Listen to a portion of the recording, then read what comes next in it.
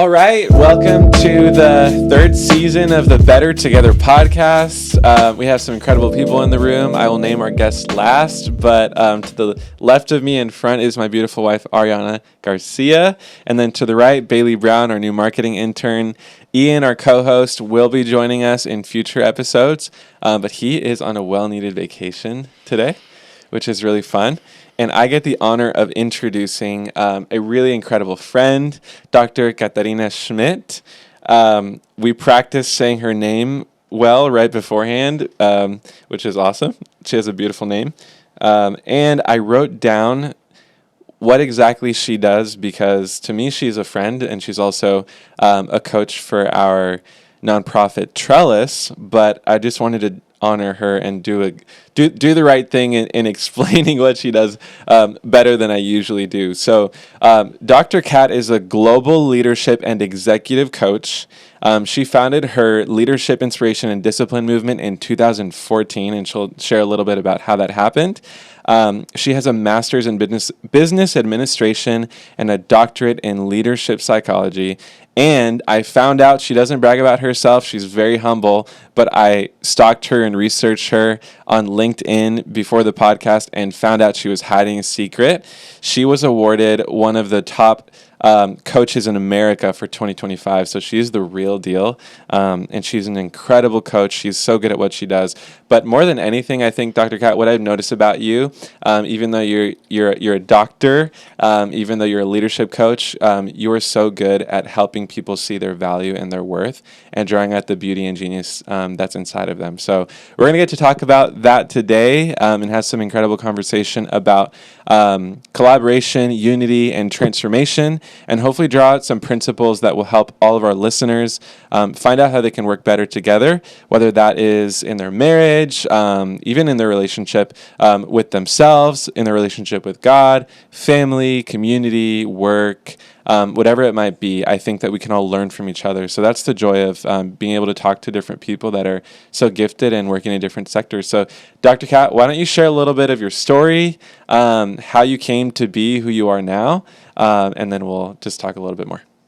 Yeah, I'd love to do that. Thank you for having me.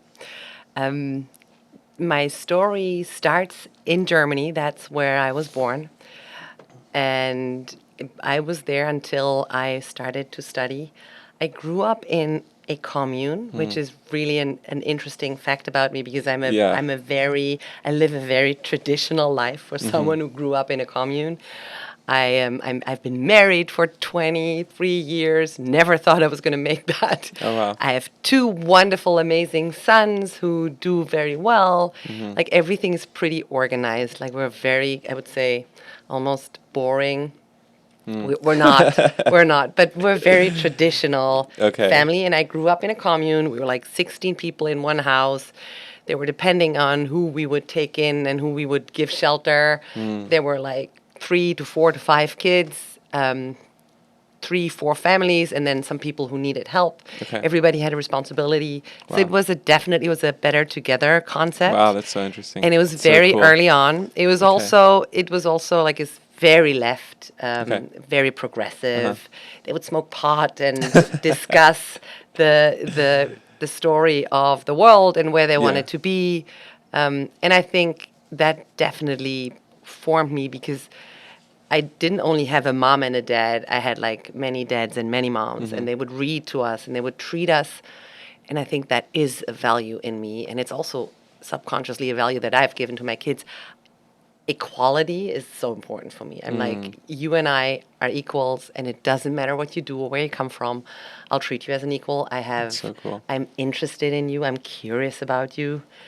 And I think I've always brought that into everything I did, and definitely into my work as a leadership coach.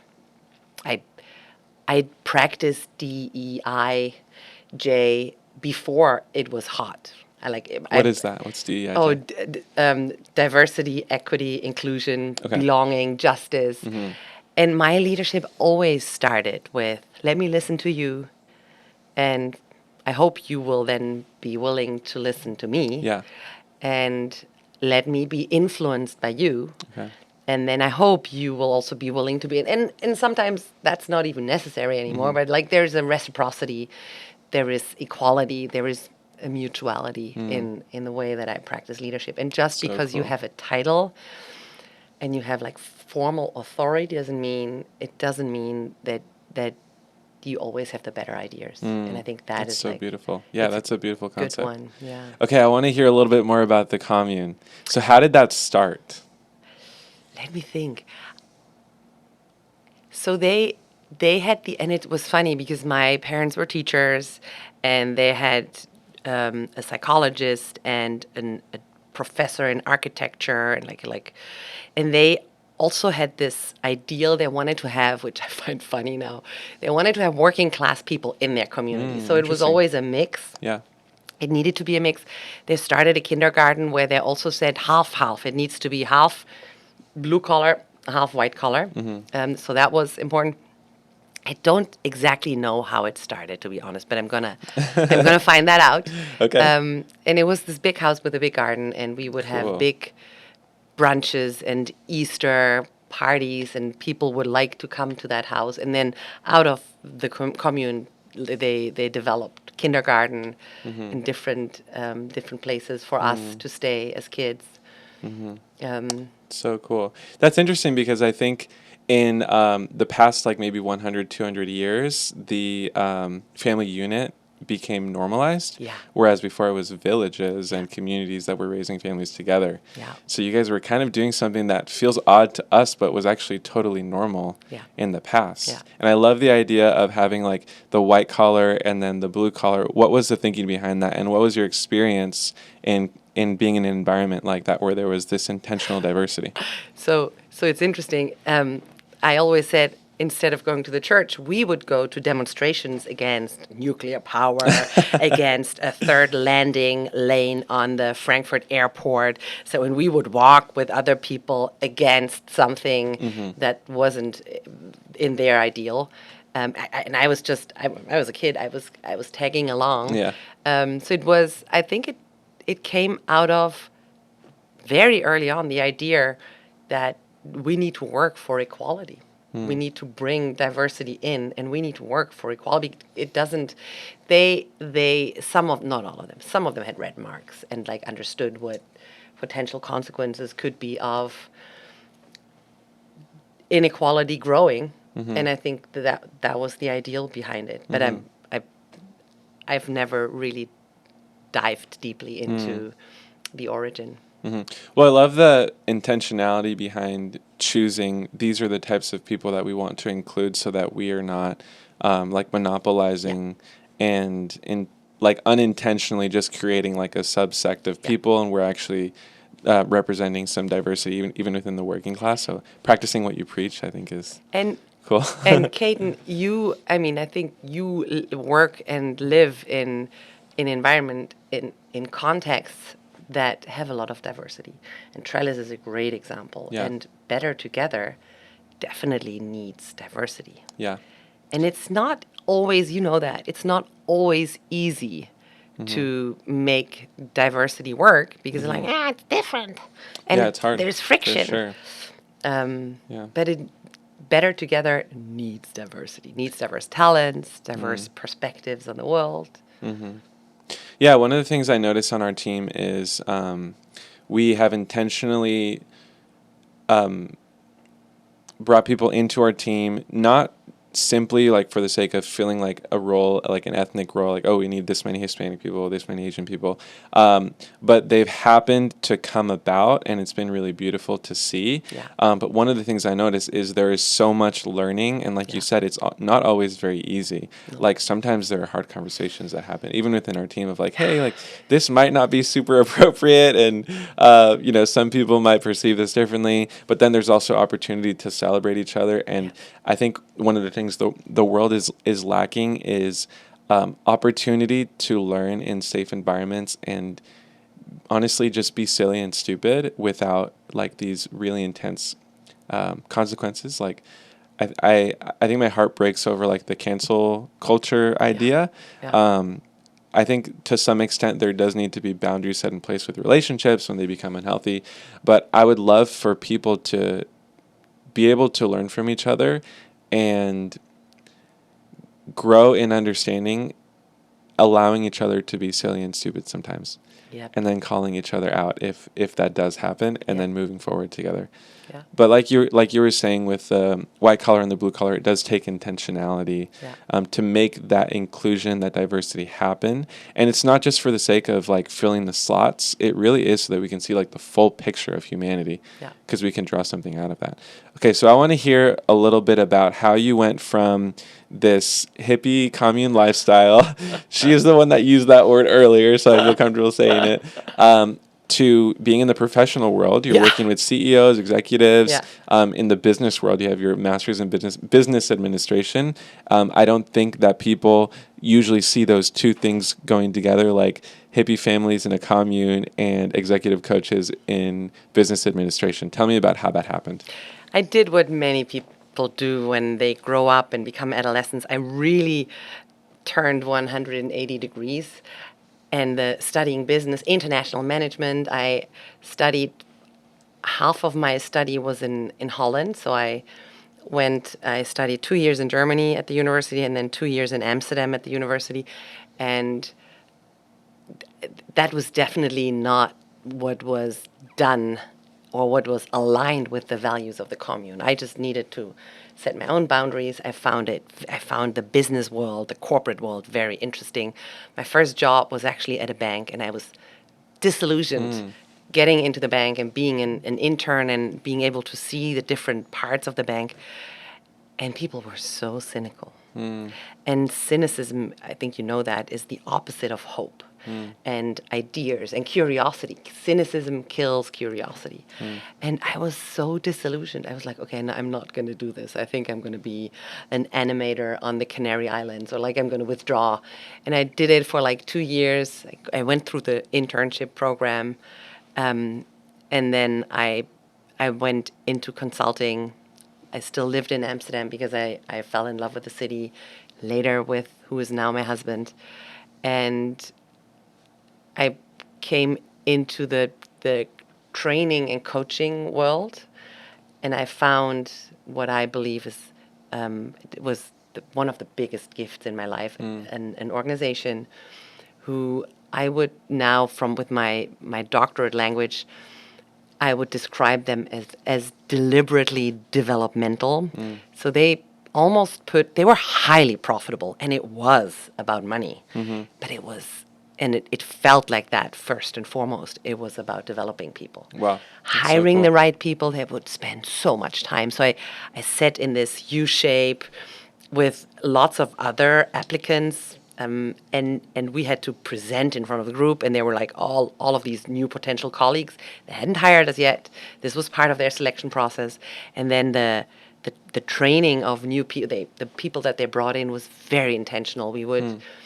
They organized their own corporate university in the Swiss mountains twice a year, last 2 weeks of August, first 2 weeks of January, because then the business is a little bit down in Europe. And we would be, I mean, if you want to call it, label it negatively, brainwashed. It was really a deep immersion into their philosophy, their values, their content. So I was 28 years old when I was hired. I was able to stand in front of pretty senior leaders, and it was they sold certain products. One of them was a 7-day leadership development program, and I would stand there on the first day at 9:00, and it was all very scripted and very strict, which was good for me because I was unscripted, and I think I'm a better version of myself now. I'm scripted in some things, and I'm unscripted in other things. I really bounced back and forth. But that scripting and that putting myself into that very well-defined frame definitely brought something to me as a professional, but also as a human. And I would stand in front of groups 100 to 120 days a year, which is a lot if you count working days, like 4 days a week. You would leave the house 6 or 7 in the morning, be there at 8, set everything up, 9 to 5, and then go home again. Wow. And then I had 2 kids when I was 35 and 36, within 14 months. And one of them, the second one, had cystic fibrosis, and I think that was one of the bigger crises in my life. Okay. That was 2009. What is that? What's Cystic fibrosis? It's a genetic condition, and it makes all the mucus in the body stiffer. Wow. And it manifests mainly in the lungs, in the intestines, the liver. And when my son, Ola, was born, he had a life expectancy of 38 years. That was so tough. And he was born, and he needed surgery, and he had lots of complications. We didn't know he had cystic fibrosis until he got his first pneumonia when he was 10 weeks old. He had been under his birth weight for 10 weeks. Okay. He was this little tiny human. By the way, he's thriving now. He's been taking a medication since he's 12. The medication brings up life expectancy for all cystic fibrosis patients to above 80. Yeah. So that and it's funny, that has been one of the wonders in my lives. I was like, okay, before Ola was born, if you had 3 wishes, what would you wish? And I didn't know what to choose from. After Ola was born, there was one wish and only one, and it was heal the disease. Wow. Heal the disease. Heal the disease. And you could debate if it's healing, but there is a medication, there's a way of treating it. His life has changed big time. But for us, I think it was also I call it the big crisis of our lives. My husband and I were under tremendous pressure. It had the potential to bring us apart.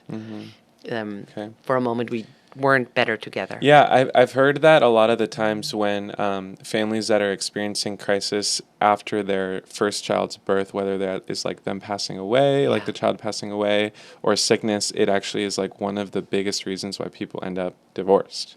So tell me about how you guys made it. I want to hear a little, if that's okay with you. Yeah, it is okay. It is okay. And I think it's so relevant for becoming better together. I would say we're both able to survive friction. We go in it. My husband is a little bit more averse of friction than I am. Okay. But I will go in the arena. I will talk things out. I think we give the other person the benefit of the doubt. You know my ABC of trust: ability, benevolence, commitment. We give each other a lot of benevolence. Okay. And deliberate, willing to go through this, not giving up, knowing that the disease is putting pressure on our system as well. And when we were married for 20 years, we were in New York for something. We went to the gym together, and there was this super fun gym guy, who took care of the gym. He said, "Oh, 20 years, huh? What's your secret sauce?" And my husband said, without hesitation, to grow and evolve together. Wow. That's our secret sauce. That's so cool.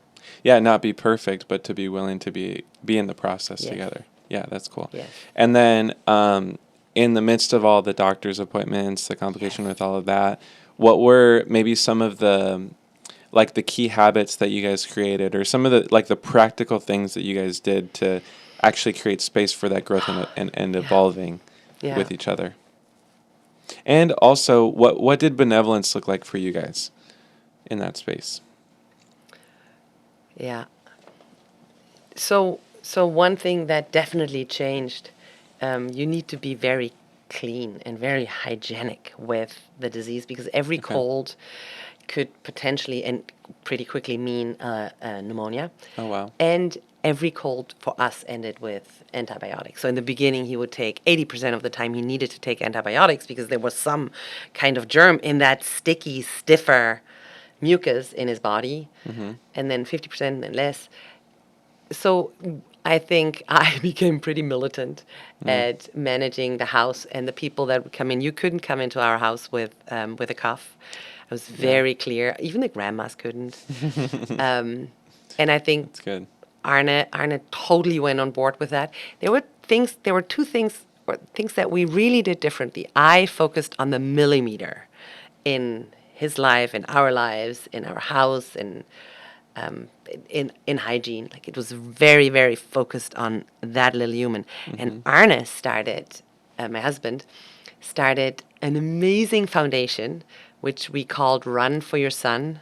That's so cool. And we ran the New York Marathon in 2009 with 2000, no, no, sorry, was born in 2009, 2012 with 32 people, and we raised Oh my gosh. $250,000. That is so cool. It was so amazing. Oh my And gosh. that was all for the Cystic Fibrosis Yeah. Foundation. So Wow. so it's funny how different people, and I could see, I mean, I was in awe with him. Mm-hmm. He was in awe with me, the benevolence. And we were very different, but definitely better together. I was focusing on the millimeter of Ola's life so that he, like, I made him vegetable shakes. Every day he drank a green bottle with Chinese stuff in it that would loosen up the Okay. mucus, stuff Yeah. like, and you have to get that, and you have to puree it and cook it and put it in the freezer and take it out. And every day our kids drank green bottles until they were 7 and 8. Oh my gosh. Both of them, because you also don't want to treat the one that doesn't have any condition differently. Because then they're like, okay, why does he get this and I don't? What about me? Yeah, that's so funny. And did they know the difference, or did they just get used to it? Because I'm assuming, like, if they weren't exposed to the unhealthy stuff, then they wouldn't really know the difference. They loved it. They did. Oh, where's my green good. bottle, Mama? Oh, that's We so have cute. thousands of pictures where they lie in our arms here, and they're like, they have these green bottles, and they had very big openings, so it was like they could very easily drink it. It was a so thick cute. kind of vegetable soup that they would drink. Oh my gosh, wow. So did you learn the cooking from your mom? Because you said that your mom was the cook in the commune. Yes. And then you were able to apply that. Yes. That's so cool. So with your husband, you guys took two different approaches. Like you mentioned, you were focused on the millimeter. He was focused on kind of broader care for his son. Was that frustrating when you guys had different approaches to the way that you care for your son? No, because we went in each other's slipstream. I would say the frustrating part was when we were both grieving, and we were grieving. My husband he goes running and he's by himself and he cries, and I cry loudly with him or with everybody in the room. I think that was more, maybe not frustrating, but it needed more calibration to adjust to one another. Calibration, like with each other, Yeah. to learn about how You grieve. the other is grieving? Yeah. Okay. Wow. Thank you for sharing that. Yeah, and it sounds like you guys have created that calibration now. So what does that look like? Yeah, I really believe, and it's not, we do have conflicts and we do have ups and downs, but I would say we are, I have a vision for how I want our relationship to be and how I want to feel about it, and that vision guides me. And I want to be loving. I want to be. I don't want to, like, even if you're 20 years together, 30, I still want us to kiss and touch each other in the normal day to day. I want to be kind. I want to be curious about because it's so easy to think, oh, I know how you are. Oh, I know that about you. But my big thing is about let's respect means to look again. And for me, that So is cool. like, so how's it now? Wait, can you break that down for me? Yeah. I've never heard that before. No. The respect So thing. if you look at the word respect, it comes from again, spectara, spectacles, Okay. and it's looking again. And for me, it's such a yeah, beautiful, makes sense. it gives meaning That's to so it because cool. respect, it's so easy. I want you to respect me. What do you mean? Look again. Don't say, oh, I know that about you. Like it's always the same with us. No, let's look again. And let's look at the slight little different element in this friction than in the last one. That's so cool. I never even thought of that. But I know spectacle and I know and I never even thought about putting this together. Yeah. Okay, speaking of words, this kind of popped into my head. I think our conversation is going really good, but I want to go back to what we were talking about. But you speak 5 languages? Yes. Right? I wanted to talk about that, and I want to find out and learn how you ended up learning all these languages and so well. Because we were talking in Spanish not too long ago, and it blew my mind how fluent she was. So yeah, share Share that. How did that happen? We could continue in Spanish for I know, but the only people two of our listening. guests would probably. I mean, who knows? Maybe one day we should do some Spanish. Yeah, diversity in I our would audience. love that. That Yeah. would be mind-boggling for me. So I really think that my brain has an ability for languages. So cool. Because my kiddos are growing up with 4 languages in their life. Wow. I always spoke German. My husband always spoke Dutch. They grew up, they were born in Frankfurt, but then we moved with the disease. We moved back to Amsterdam, which was kind of home. And they grew up in Holland speaking Dutch. But they also went to a bilingual school where they had Dutch and English. Okay. So they grew up with 3 languages. Wow. And then they got Spanish when they were 8 and 9 when we came to the States in 2017. And I did not have all of that. I just grew up in Germany with a very German family. Okay. And I was 10 when I started, and I started against what was a special program at my school. I started with French. And I remember I was crying after my first French lesson because I didn't understand a thing. I was used to understanding. Sounds like you're hard on yourself because that's your first lesson. I was, but I was like, I don't get it. And it was definitely part of my fixed mindset. And so that was French. Then 2 years later, English. And then I started Latin and Spanish. And I mean, all of that became pretty easily.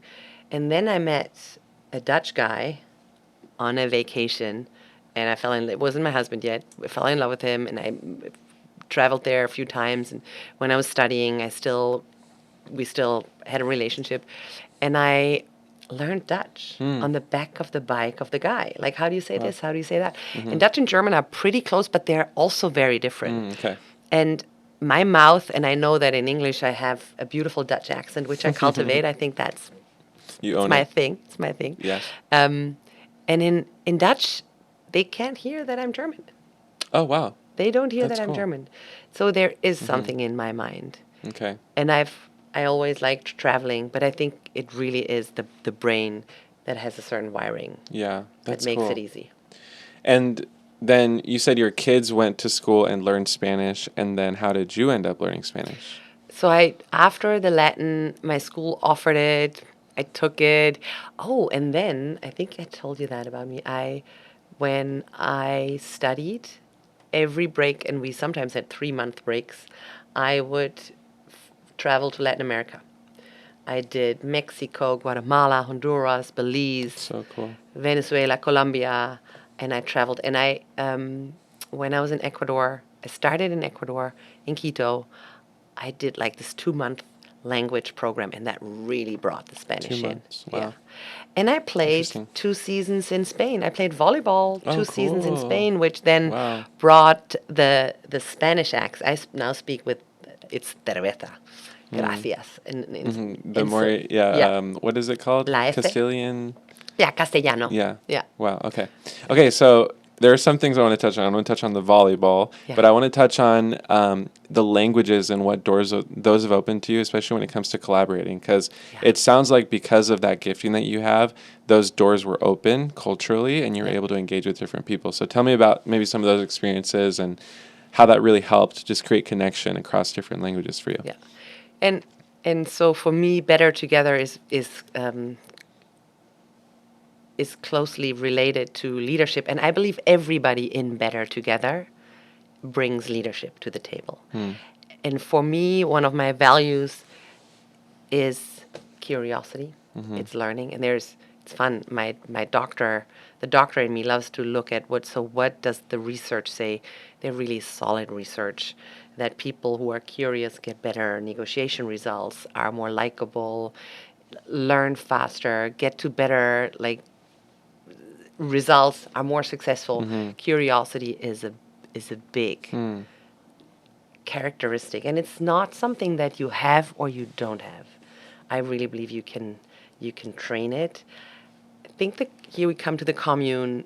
My parents divorced around 6, 7. I was mainly with my mom, but I was in both houses until I was 11. I think what that brought to me is this open mindset. There wasn't a lot of stability, and I really believe like this is pretty open for me, like my mind. All right. So speaking of curiosity, I want to know a little bit more about what leadership psychology is, because I have like an idea of what it could be, but it seems like you apply it in your executive coaching in a really unique way. So what did you learn? And then I want to hear a little bit more about the practice and the um, role of an executive coach or a leadership coach. Yeah. I love to go there. The first question is actually pretty challenging. What is leadership psychology? So when, and it depends on how you define leadership. How would you define it? Yeah. A leader is a person who has the courage to engage with a group. I would say it's always about getting better together, even though I also say we're leaders of our own lives. We're leaders of this and the action that we take. Yeah. Everybody is a leader. Everybody takes decision. But a leader is an individual who has the courage to engage and empower a group of people towards a vision, towards a future desired situation. Cool. And when leadership psychology, organizational psychology, this was actually the only program in the States that I could find on leadership psychology. Wow. It wasn't organizational or industrial psychology, it was really leadership psychology. I would say it's if there is power differentials, and leadership implies, even though we can talk about that there is a power differential in organizations. There is a power differential. We create org charts, and they are usually drawn like this. I like to draw them like this, so that the leader is actually enabling and empowering and engaging people, as opposed to like has power over them, or something with circles. There's a certain dynamic, and you see that like a parent is a leader for their children. And at some point, the children do not want to be led by the parent. Like somewhere in adolescence, they're drawing boundaries, and they're taking a distance, and they're pushing back towards their leader's influence.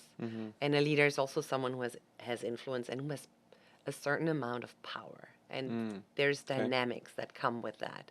A pastor in a church is a leader, and has a certain, or at least we ascribe power to that human, and we think, ooh, he should know or she should know. And the dynamic that comes out of that, I would say, is what you study in leadership psychology. So I had a class on the psychology of leadership and followership. One of the things that I took out of that class actually was that most of the research, we glorify the person of the leader. And I believe leadership is not a person. Leadership is a construct that moves from you to me in this conversation, to Bailey, to Ari. Like there is different people taking leadership in different situations. But we tend to glorify, we're a little bit addicted to the charismatic leader. We think it's the person that's good on soapboxes and that can give strong speeches, and that there is definitely something to say for that, and there is so much more.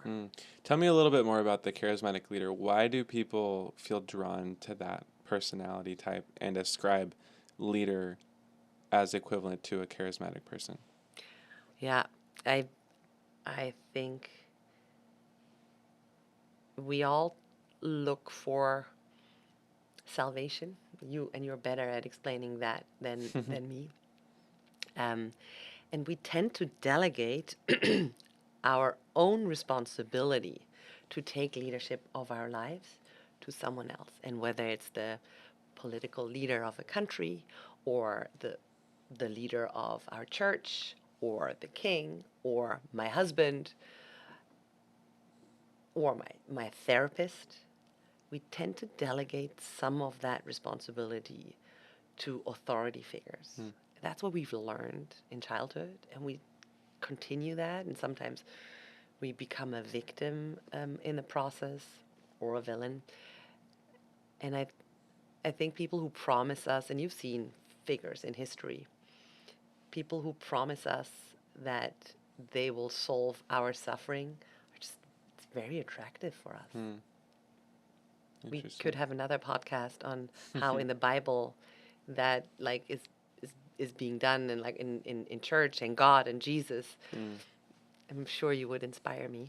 But I do think that in organizations, definitely in organizations, but also in societies, we tend to delegate some of the responsibility for our own leadership to others. And there's people who definitely have a better starting, a worse or a better starting point than others. So I get all of that. And still, I would say leadership is having the courage to take initiative, to do what you need to do to relieve your own suffering, to create something better tomorrow, to become better together. So it sounds like the charismatic leader will normally assume the position of the person that will create wholeness for those who are seeking it or salvation. It's beautifully when said. Maybe like at times realistically they aren't able to offer that, and it's mainly just like a charismatic presentation of having that resource. Would you say that's accurate? Yeah. And I would say the medicine, the antidote to charismatic is shared leadership. Let's share it. What are you gonna bring to Better Together, to leading this thing that we want to make bigger to the next level, and what am I gonna bring? And that responsibility of like, oh yeah, and again, it's a beautiful word, responsibility. I have an ability to respond. It's so beautiful. Yeah, it's not like you are being given something that doesn't belong to you. It's really already there. It's whether or not you're going to choose to respond because you've been given the ability to do it, not whether or not you have responsibility that's attributed to you. Like it already is there. Always. You have to choose how you're going to use it, whether or not you're going to speak. So with leaders, it's not normal or common for them to create collaborative environments. I think at least in the past, I think in our circles, that is more of the norm. But why do you think that leaders struggle with collaboration? So we already were there. One of the reasons, I think our role models have many of our subconscious implicit assumptions around leadership are usually it's a man. If you ask people how does God look like, they will probably tell you it's a man with white hair in their 50s, big beard, strong, sitting on a cloud like this. Exactly. So we were taught that there is a charismatic leader that can save us. And we all have these underlying beliefs about someone who has the tools to help me, the tools to make me better. He has all answers, and he will come into our organization, and we need more leadership, or we need more clarity. When someone says that, I'm always like, okay, what's your role in we need more leadership? Or leadership is tone deaf. Okay. How willing to listen are you? Like there's so much projection in what we say about leadership. And so, sorry to interrupt, but are people waiting for somebody else to bring the leadership that's needed? Is that kind of what you're getting to? Yeah. And that's what we learned from our parents. Like in the beginning, our parents tell us what to do. And then some people evolve and learn to take more responsibility and like, oh, this actually works. Oh, if I put my voice out there, I have an impact. Oh, maybe I'm going to do that again. And some people have that less, or they have experienced your first working experiences. The environments are so critical for how you're going to form that part of yourself. Interesting. Okay, so what you're saying is that individuals who have assumed leadership authorities take the place of the provider of the direction, and then they kind of become like addicted to that and say, okay, well, this is kind of working. It might not be perfect, it's skewed, but it's doing something. And then everyone around them learns that is what a leader actually is. Yes. So what about leaders who are already in that role, they've been given that leadership, and then when it's suggested to like maybe try collaboration, why would they not do it if it's going to be so much better for them? It's giving away power. It's sharing power. And the human psyche is geared to keep their power. Working with the team is by nature sharing power. I think we are in a transition. In that, like you say, why do many leaders struggle to collaborate? I really do believe, and we have some great examples. Ian is a great example. I think Reina is a great. You're a great example. There are so many wonderful examples of people who do get it. Like, oh yeah, I am only a leader if I'm able to become better together, if I can scale through the contributions of others. And that works collaboratively, it works through listening, it works through negotiations, exchange, learning. I take something from you, you take something from me. And maybe in that process there is friction, which there always, nothing meaningful gets done without friction. Nothing excellent will ever be produced without friction.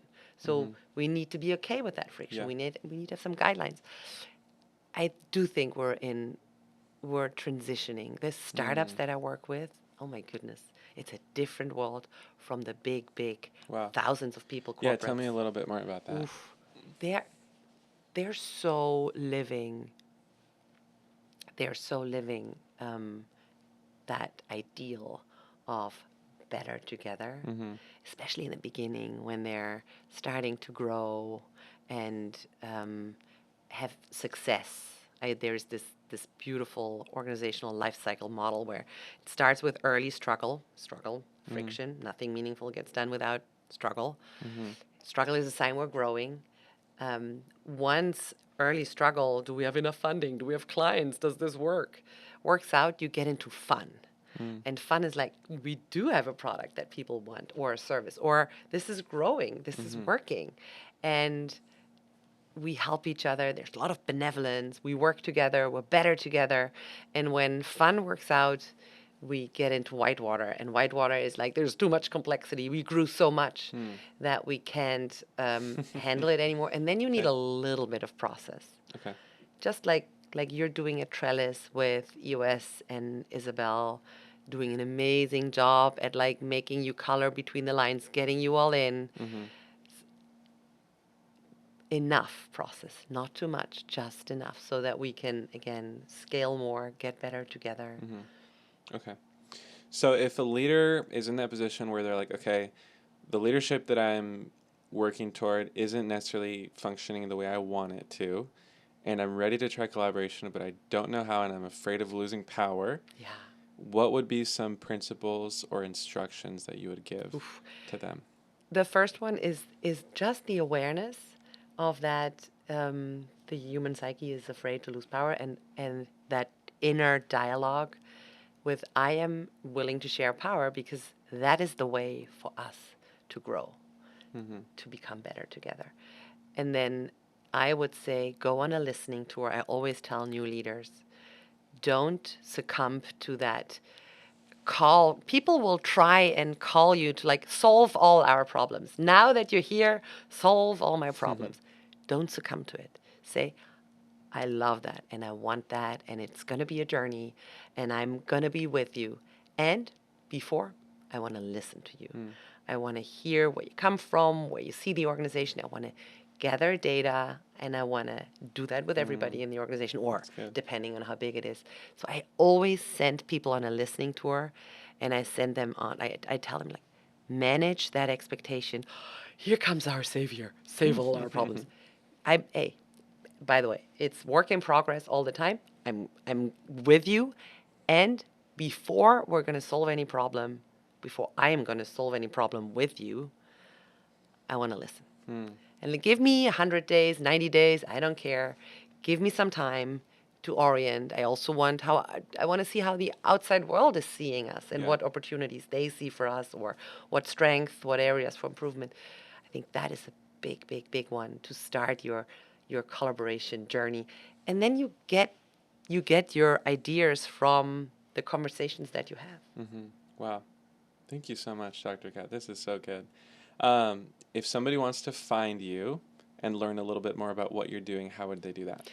Best is through LinkedIn. Okay. That's the social media channel that I really support. So they don't have like a commune they can come visit and all that? Maybe in the future. Okay, LinkedIn. Yeah. And then you said you're also on socials, but not super active there. No. So LinkedIn is probably the best thing. And you have a website too? I do have a website. What's that called? www.inspirationanddiscipline.com. Amazing. Okay, awesome. Thank you guys so much for listening. If you'd like to learn more about the podcast, you can find us on any of the music platforms, Apple Podcasts, Spotify. You can find us on TikTok, Instagram, YouTube. Bailey's doing an incredible job with launching our social media. So she's amazing. She's right here taking some videos right now, actually. And we are really looking forward to hosting more incredible guests just like Dr. Kat. Like I said, if you guys want to learn more about what she does, find her on LinkedIn or look up her website at www.inspirationanddiscipline.com. Yes. Okay, awesome. All right, guys, thank you so much for listening. See you guys soon.